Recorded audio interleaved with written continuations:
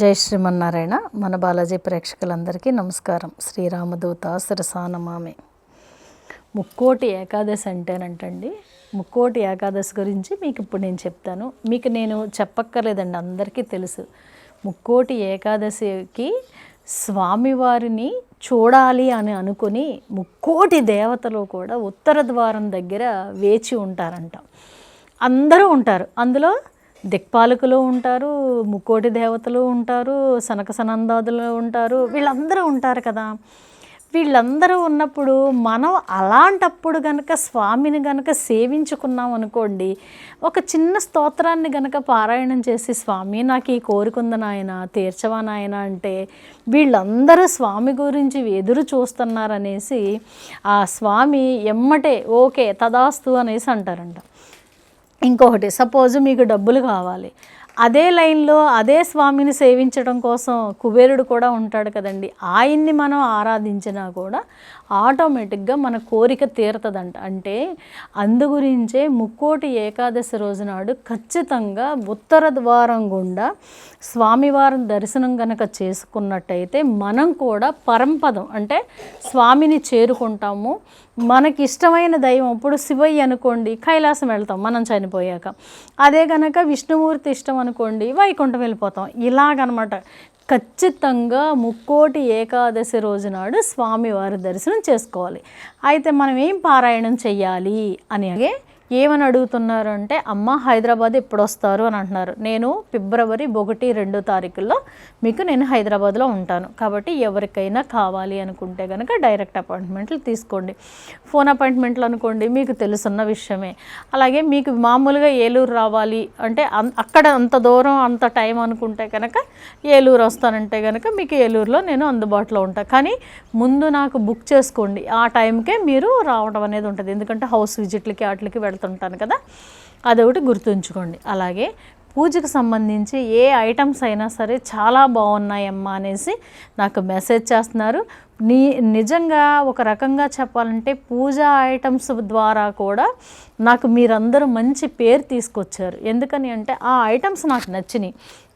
నాకు నచ్చిందని నేను మీకు చెప్పాను, మీరు తెప్పించుకున్న తర్వాత ఇంకా వాళ్ళకి కంటిన్యూషన్గా ప్రతి నెల ఇంత అనేసేసి పెట్టుకుని తెప్పించేసుకుని ఆ పూజా ఐటమ్స్ ద్వారా కూడా మీరు నన్ను గుర్తు చేసుకుంటున్నారు అంటే నిజంగా నాకు చాలా చాలా సంతోషంగా ఉంది.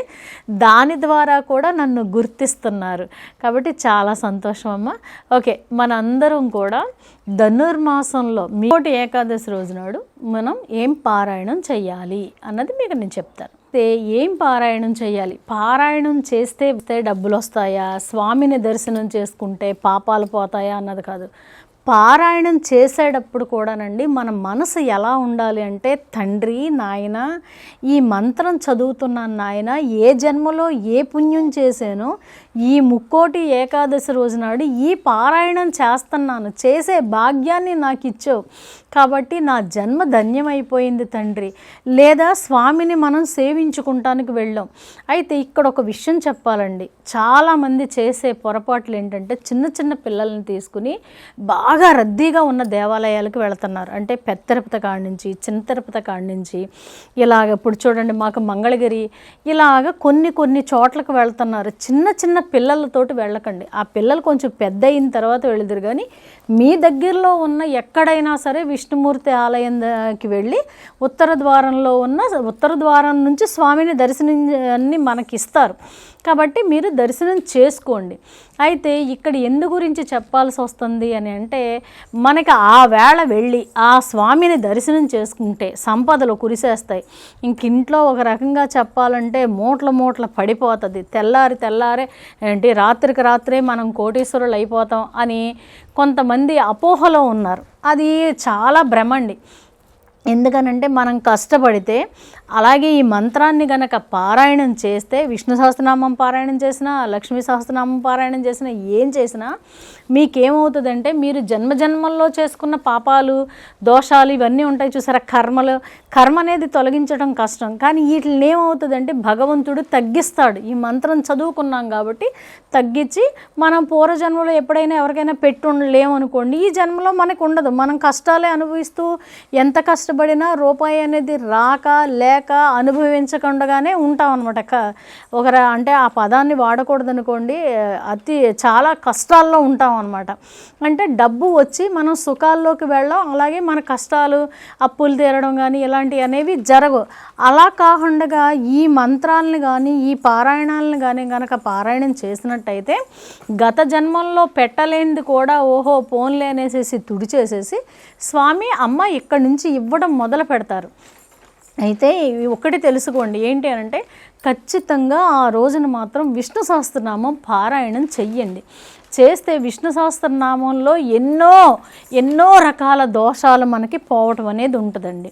అలాగే ఇంకొకటి ఏంటి అని అంటే చూడండి, దగ్గరలో ఉన్న దేవాలయాలకు వెళ్ళమంటున్నాను కదా, మనసు పెట్టి ఎక్కడున్న దేవాలయానికి వెళ్ళినా పర్వాలేదు. ఎందు గురించి అంటే మనసు ఉండాలండి.